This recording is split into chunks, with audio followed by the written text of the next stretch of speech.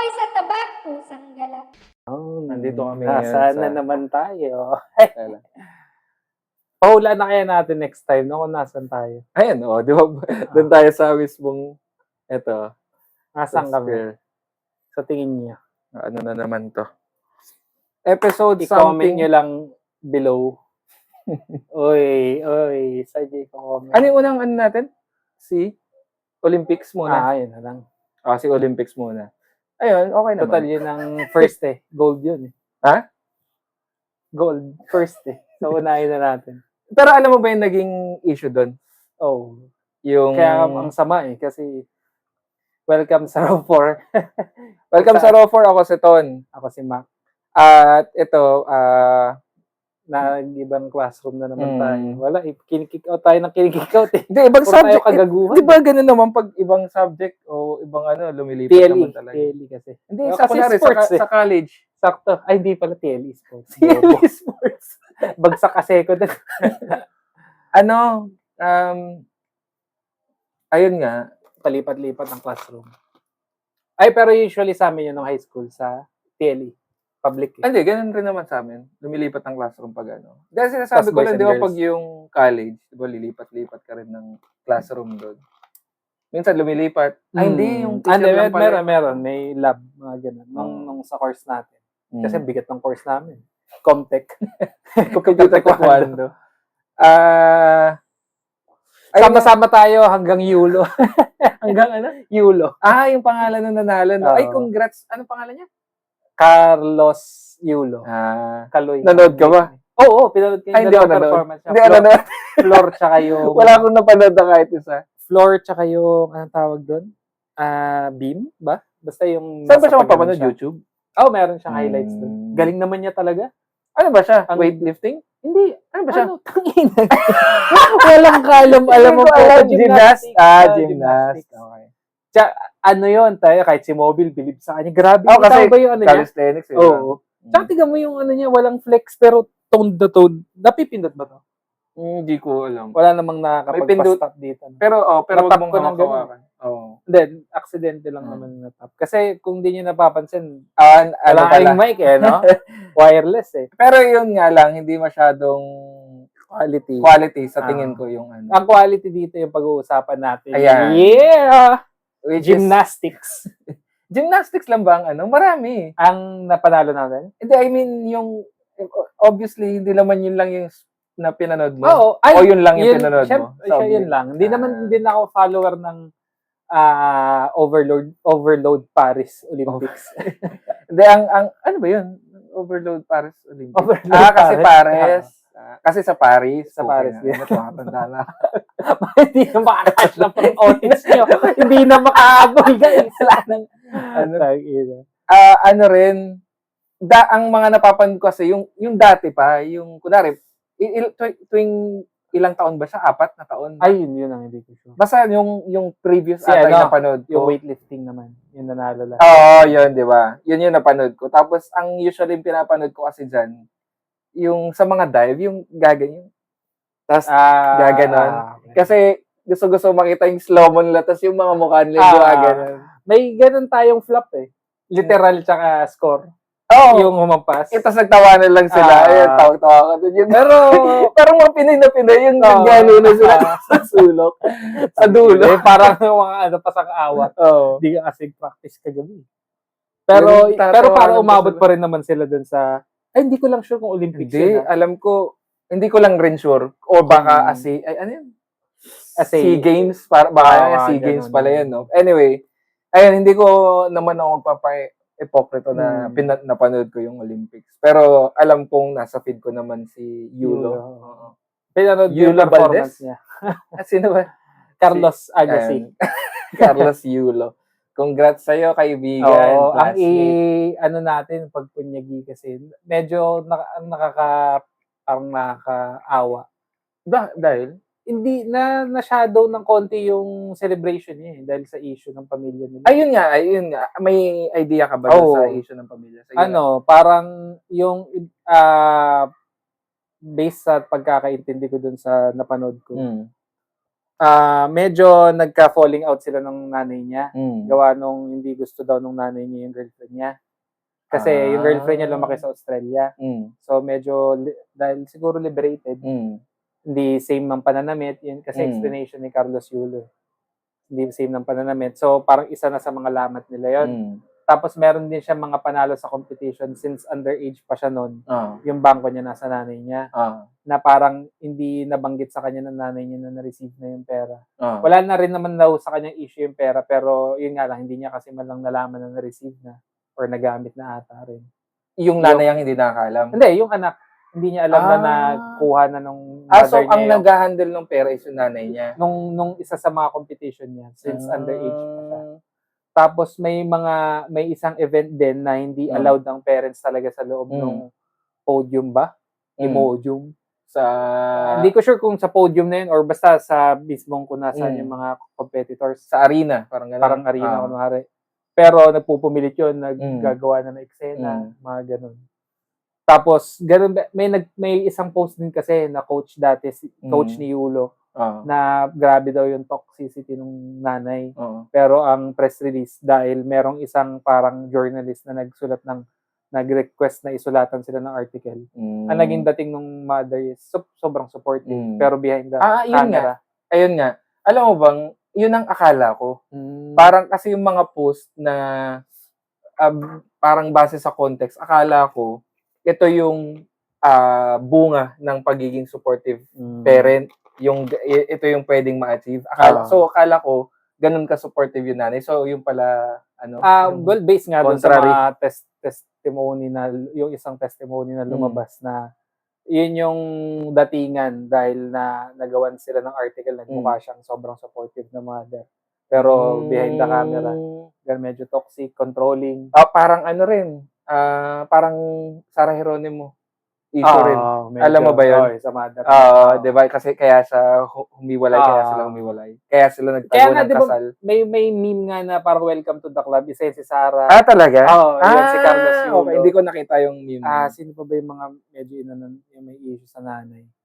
Ayun, nasama siya dun sa meme na yun. So yun lang kasi parang sama. May isa nga nag-bring up na yung mother nag-press con din kasi. Oo, nag-press con din siya. Nag-ano rin siya. Naglabas din ng statement niya. Gold medalist rin si nanay. Golden achiever din eh. Nag-press release din yung nanay niya. Tapos may second and third red. Habang nagtatapos siya, sabitan din siya. Gold winner na nanay. Tapos, yun hindi ko napanood. Papanoorin ko sana para marinig ko rin yung side ng kabila. Siyempre, hindi naman pwedeng nakakampi kagad kay Yulo eh.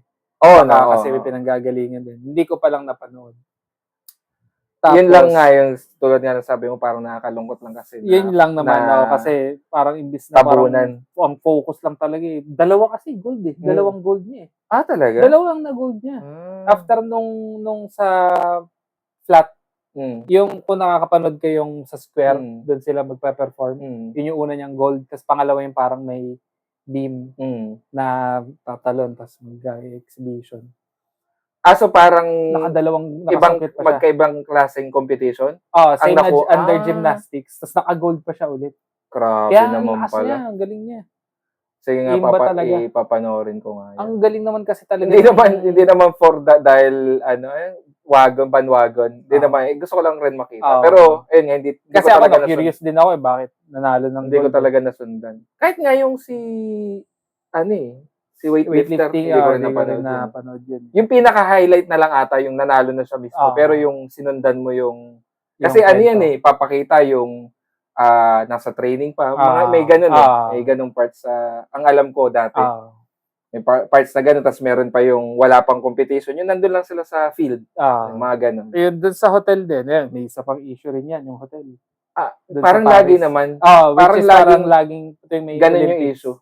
Kaya yung NBA, parang nasa 14M daw ang ginastos. Para lang. Sa hotel sila hindi sila nag-ano sa accommodation ng Olympics. Merong isang atleta sa labas na natulog eh. Sa may parang garden sa labas. Oo. Garang ganun yung ano nila. Doon. Ano kaya kung parang kunwari ikaw mag-ano ng Olympics, anong may gusto ka bang baguhin? Ako may naisip ako eh. Na instead na yung gold medalist, ano kayang gold earrings yun? Siguro, Grills. Gold na grills.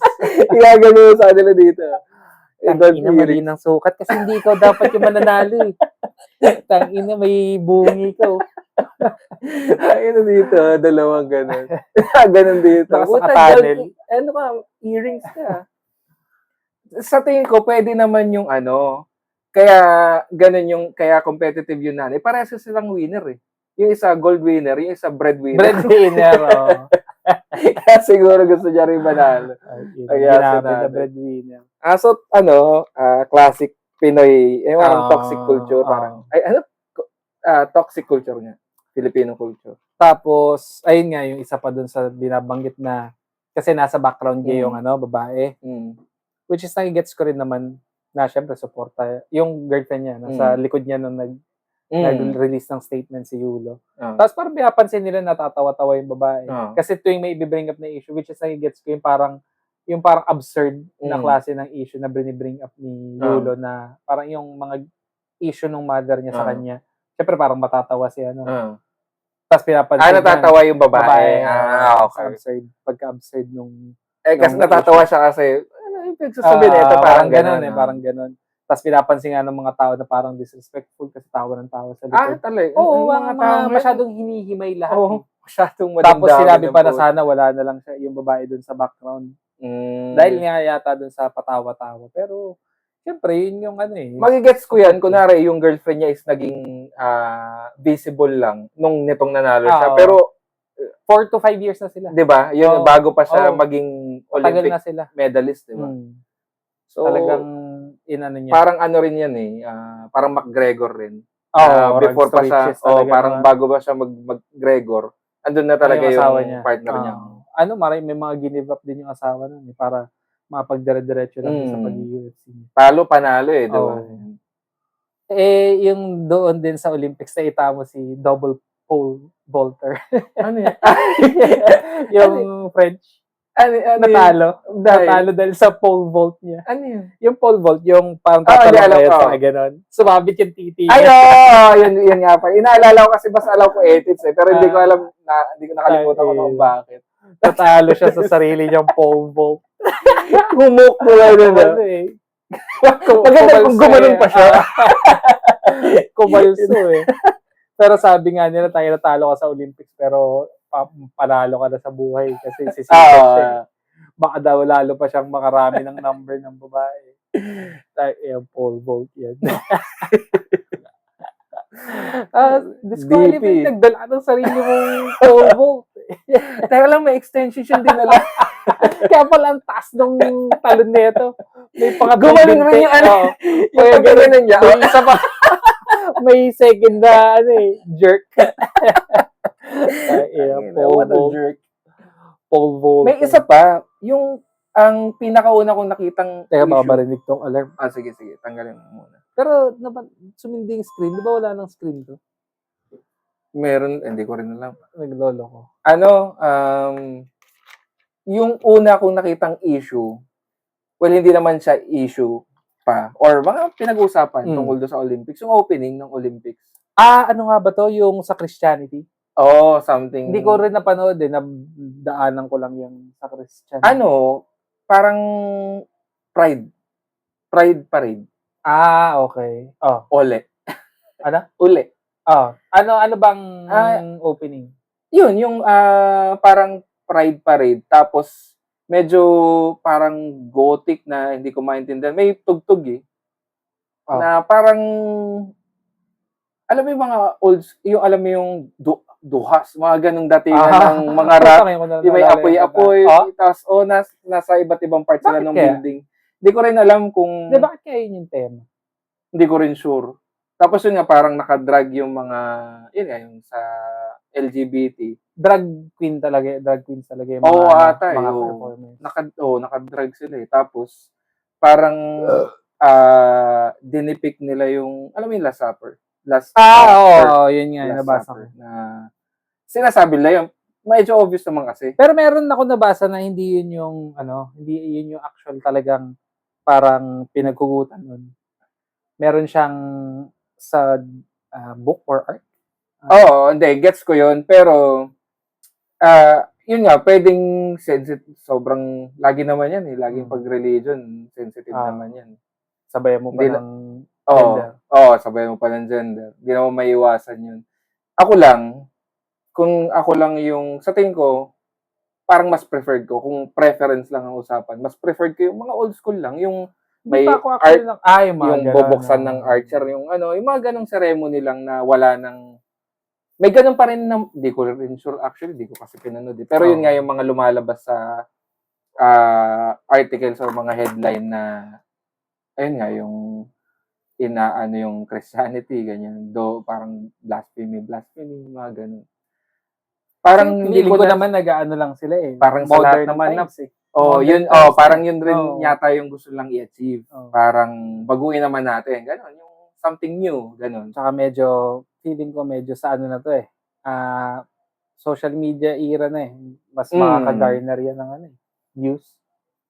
Diba? Parang business, ano na siya, no? Yun lang, kaso nga lang, ano nga niya, parang pwede mo siyang ma-connect talaga sa Olympics. Sana na lang. Ang sinasabi naman nila, ganun daw talaga yung old times, yung Olympian talaga, ganun daw talaga yung festive nila, bago yung mismong, yun ang nabasa doon sa nabasa ko, na sinasabi nila na, bakit ganyan? Sasabi, bakit hindi? Yun nga yung ginagawa nila dati nung old times. Pero yun nga, parang ever since kasi na parang kagis or na kita natin yung Olympics, kahit naman nung bata pa tayo, nakakita na tayo ng Olympics, though hindi natin pinapanood. Pero makikita mo yung athlete talaga yung datingan, di ba? Parang yun lang, parang mas preference ko lang yung athletes talaga, yung dating. Pwedeng parade ng athletes, ganun. Or ewan ko, yung mga Super Bowl na lang din kaya nila. Sana nga may parang Super Bowl ganun, na lang din sa ano dun eh. Pwede sigurong ganun na lang, parang halftime, no? Para doon nila i-express yun. Mga performers. Pero may mako-compromise kaya doon. Baka kasi masyado siyang na event, yung mga parang uptight na event na di ba, yung parang pasukan ng performers, basta-basta. Baka ganun talaga yung tema niya. Yung mga ganong classical na na performance, teatro, mga ganun. Hindi kaya ganun yung sistema nung kaya hindi nauuso yung performers, hindi mapasukan ni Bruno Mars. Hindi ko rin sure. Parang yun nga, ang preference lang naman yun, hindi ko sinasabi na ayoko niya, ganon. Kung yun yung ngayon, parang wala akong magagawa. Parang, edi yun yung tema ngayon, ganun. Ano kaya next year? Ganun na lang yung ano kaya. Tsaka yun lang naman siguro yun, parang, nga, syempre, kung ako rin diehard na Christian. Olympian, Christian. Pero, ayun nga, ang hirap kasing banggitin, baka i-cancel tayo. Pero, yaman. Hindi, wala opinion lang naman to. Wala. Tsaka, kung sensitibo, ilabas ang imbutido. Straight to the point mo lang. Ano rin naman. Ano ba sasabihin mo? Hindi, mabilis na kasi nga ma-offend lahat. Diba? Lahat. Hindi lang Kristiyano. Lahat. Lahat mabilis to. Medyo nagiging sensitive naman lahat. So, tone down na lang siguro. No? Kung baga siguro mas intindihin na lang natin. Okay. Yung medyo tama ka naman, tone down lang rin sa pagre-react na, ganyan pala ngayon. Okay. Sabayan mo na siguro ng research, bakit ganun? Kahit di ba talaga tayo nakapag-research sa bakit. Kailan ba tayo nag-research? Topic tayo. Basta may topic. Yun na yun. Yulo. Gets ko na to. Hanggang Yulo. Sama-sama tayo. Abisado na to. Ganun to eh. Yung mag-ano ka na ng gymnastics. Alam ko. Speaking of gender dyan sa Paris, ang magaling na may nag-point out na ang galing na ng panahon ngayon na ang nanalo last time sa weightlifting, babae. Nanalo sa gymnastics ngayon, lalaki. So parang diverse na talaga siya. Hindi na pang lalaki lang to, pang babae lang. May isa pang na-issue. Meron. Yung sa boxing ata yan, yung dahil sa appearance, physical appearance. Hindi naman, technically, yun sa actually. testosterone. Kasi pero mataas ang testosterone niya. Meron na siyang time na na-disqualify siya dahil sa taas ng Mm. testosterone Mm. niya. Tapos kala ko nga nung una, sabi ko Trans, parang trans ata Oo. pala. Eh pala hindi. Hindi nga. Babae talaga. Ayun Ayun, nga. natalo na rin siya sa mga Kaya actual nga na sabi babae. ko, physical appearance yung parang initial physical appearance, Oo. siyempre kasama na rin nga yung na-check nilang testosterone. Mm. Pero kasi kunwari pag makikita ka naman ng headline 'di ba sa Mm. news, yung photo nung Mm. yun agad Tapos yung unang word na babae. Oo, Ay, trans ito. yung gano'n 'di ba? ganun Parang agad. mapanghusga agad Oo. no? Pero yun nga, nung binasa ko, may time nga na na-disqualify siya dahil sa testosterone level niya. Pero yun nga, hindi na rin ako magpapaka-plastic. Unang tingin talaga, parang mapapaisip ka, kasi yung physique niya, medyo masculine yung datingan niya, di ba? Pero malamang nga, dahil nga sa biological reason na mataas yung Talaga, testosterone. May ma-apektuhan ganun ba siya? di ba pag ang babae medyo mataas ang testosterone, yung iba medyo mabigote. Hindi, tsaka yung pag trans nga, yung Transition. nagta-transition. Oo nga pala, nag-inject Tapos pag sila ng hormone sila, testosterone. Oo, diba, nga. magkakaboobs yung iba. Oo nga. So, andun siya talaga. Mm. So, science ang kalaban dun. Parang Mm. hindi siya nagpa-transition. Talagang naturally mataas yung testosterone niya yata. Tapos may nag-defend nga sa kanyang isang nakalaban niya na malakas siya pero parang ay nga, nilabanan niya lang din, normal lang din naman yung laban. Tapos yun nga, natalo na rin yung siyam na babae na nakalaban niya. So, alam mo yun, makakalaban naman talaga. Siguro, mas pumutok lang yung issue nung bigla kasing hinintuan nung kalaban niya. Diba? Paano hinintuan? Ano yun nung pagka-start ng round, mga 46 seconds in, nasapak siya ng straight, biglang sumayaw na siya. Kasi nga, ang lakas daw. Parang may ganun pala sa boxing. ang lakas to na. Puruan ako, sir. Ito pala yun. Pwede pala ganun malakas. Ako sinapak. Meron bang lakas. Siyempre, parang ang tanga namang reaction doon ko. Hindi, dahil nga may dinadahilan nga ng testosterone. Yan. So, baka magkaroon sila ng bagong rule or Anong rule? Hindi, naging rule na nga ata yun, yung screening nga nung ng testosterone level? Grabe naman yan. Parang naging rule na yun. Magiging physical limitation pa siya. Ano na? Magiging physical limitation pa siya. Kunwari, gusto mo talaga tapos dahil doon sa may way Hindi, ba? sana maging na lang siya, ibang division na lang yan. Pwede rin. Ito dito kayong mga testosterone kayo. Testosterone weight. Mga extreme testosterone levels. Pero ang maganda dito, parang second, di ba, parang consecutive na panalo nun? Yata. Hindi natin, ng Pilipinas. Kung hindi ako nagkakamali, baka mali rin ako. Kasi nga, wala tayong research. Nga, si Yulo nga yung nakadalawang gold na. Tapos may nag-bronze na boxing. Hindi, kasi alam ko, di ba, kung hindi ako nagkakamali, unang first ever gold natin ng Pilipinas yung kay weightlifting. Ang alam ko, yun ang first gold natin. So, pumangalawa pa tayo ngayon kay Yulo. Kung hindi ako nagkakamali. So, talagang... Pwede naman kasi natin i-check real quick. Ba't hindi matapos-tapos ang alarm nito? Kasi naman yun alam ko general knowledge na dapat yun. First gold medal Philippines. Siya first? Hindi, baka this year yan. Hindi, 2021 Who was the first Filipino gold? Siya nga, tama. Si Heidelin nga. Yan, who was the first Filipino gold medalist? Siya nga, di ba? Grabe yung honor nun, babae pa. Di ba? Napakalupit. Tapos, yun nga, tapos sinegundahan ni Yulo. Di ba? Parang sa rin natin, sa Miss Universe, di ba, na magkasunod rin. Ang lumalakas ang Pilipinas, May basketball rin yata, di ba? Nakasama sa Olympics. Ewan ko lang kung yung Gilas, Pilipinas, kasali doon. Tawag dito. Ito, hindi na sa Olympics to, pero alam mo ba yung doon sa Japan, nakalimutan ko yung tawag doon, yung nakaganon. Ano yun? Yung sikat na tourist spot sa Japan. Si Running Man. Alam ko yun. Parang may kasi na Pinoy ba yun? May isa akong napapanood na kasi na content creator na gano'n siya, nagre-research ng history, nagaling mag-research nun. As in, makakahanap Hindi tulad natin. Hindi tulad natin. Makakahanap siya ng mga article noon pa, 1940s, 1950s. Taga-Japan siya?